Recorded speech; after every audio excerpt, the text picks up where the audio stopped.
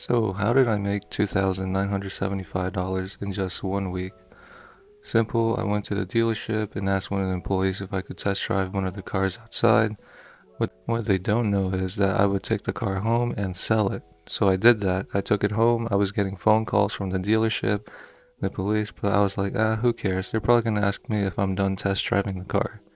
Later, I listed the free car from the dealership on Facebook Marketplace and sold it for $2,975 after Facebook market fees. So Hello Kitty, how much did you make this week? Great, now none of us can watch TV. That's my TV! No crap, that's why I'm freaking stealing it. I'm calling the cops. Kidding, I didn't actually steal a car from a dealership, or did I?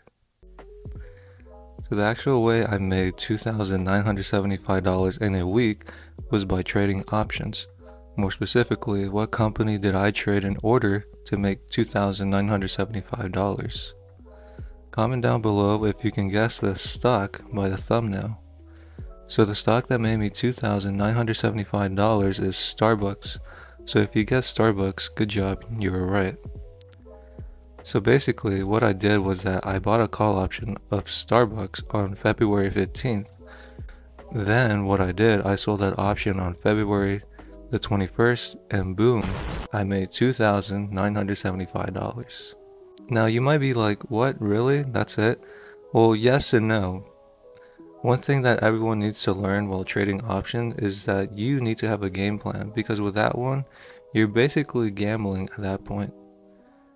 When planning out your game plan, plan out where you're going to enter and exit out of your trades.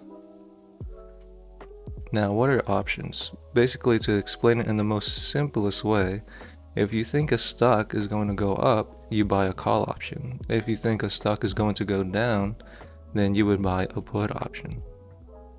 Let me show you an example. For example, I see that Apple is forming an inverse head and shoulders pattern on the daily. Basically, when an inverse head and shoulders pattern shows up, you want to enter into a bullish position. In this case, on Monday, I would like to buy a call option that expires May 17th at the strike price of 185. Now my resistance levels for me is 185 through 186. The reason I say that is because I want to be realistic as possible. Because if I say, oh, I think Apple is going to go and touch 196 by next week, would be unrealistic to me. But then again, anything is possible in the stock market. But at the end of the day, you want to be realistic with how the stock market works. Now let's say you were playing a leap call option a year out. Then yeah, it's realistic that Apple could touch 196 before that 1 year leap call option expires worthless. Now how much would I make if I buy one call option that expires May 17th? So if Apple touches 185 by next month, I would make a total of $90, which isn't bad. A win is a win, and at the end of the day, It is what it is. It is what it is. now let's say I'm feeling really confident and say, man, I know Apple is going to skyrocket to 196 in the middle of April. I would make a gain of $565. Now that would be awesome, but me personally, I like playing options safe and would rather make a small gain here and re-enter into Apple if I see another buying opportunity if it presents itself. Oh my god. I get it. Okay, now that you hopefully understood my example, how exactly did I make $2,975 off of Starbucks in 1 week? Let me show you. So I bought Starbucks on February 15, 2024 towards the end of the day, somewhere around the number of 93.40. The reason I had bought Starbucks that day because I saw that Starbucks was forming a double bottom pattern forming on the weekly chart. Basically, a double bottom pattern is when a stock touches the second bottom, it signals to enter a bullish position because that stock is going to perform a reversal to the uptrend. Which actually did happen. That's when February 21st, I sold my call options at 11:23 a.m.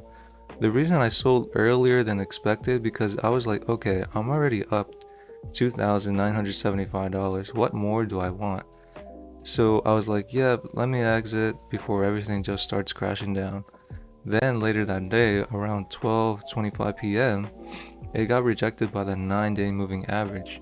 Then at 1:35 p.m., it got rejected by the 20-day moving average. At the end of the day, Starbucks finished at $95 with 2 cents, which isn't bad, but overall, something earlier that day, I was like, yeah, Starbucks is over all the moving averages, but I think Starbucks might want to cool down before it goes up a little more further. And that's what exactly happened that day. Now, if I had waited out 2 more days, I would have made a lot more money. Basically, my original game plan was to sell Starbucks at the resistance levels of the 200-day moving average, because seeing that it got rejected 2 times in the past, I was like, yeah, maybe Starbucks might test that 200-day moving average over these next couple of days, but I was like, maybe I should sell before I regret not selling. But hey, a win is a win, and at the end of the day, It is what it is. It is what it is. But I want you guys to always remember this. We're not perfect. No one is perfect. But from the mistakes we make, we can learn from them. So if you ever feel like, man, the stock market is complicated, or I feel like I'm never going to make money off the stock market, don't feel that way. Practice makes perfect. So give it your all and don't give up. Also, if you want to practice your trading skills, sign up with my Webull link in the description below and get yourself some free stock. And start paper trading with fake money. But anyways guys, what does everyone think? How would you trade Starbucks? What would your game plan be if you had played Starbucks?